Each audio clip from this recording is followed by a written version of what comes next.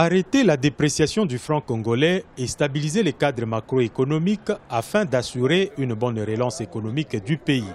C'est le défi que se lance le gouvernement congolais dans un contexte où la monnaie nationale s'échange à 1550 pour $1 contre 1700 en juin et mi-juillet 2017. Une série de mesures ont été initiées pour accompagner cette relance, notamment plus de rigueur sur les régies financières du pays, commençant au poste frontalier où la fraude douanière fait perdre aux caisses de l'État plus de 100% des taxes payées.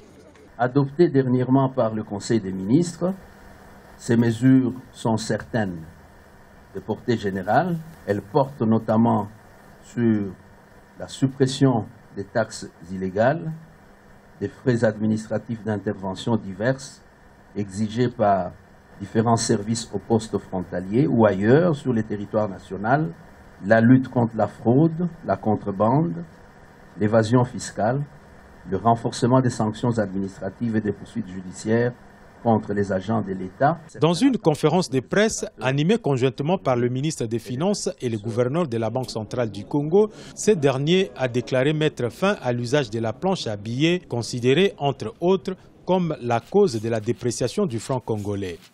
Donc on ne tourne plus la planche à billets et gare encore à ceux qui croient que la monnaie va reprendre la dépréciation parce que l'explication de la dépréciation par la planche à billets doit être oublié.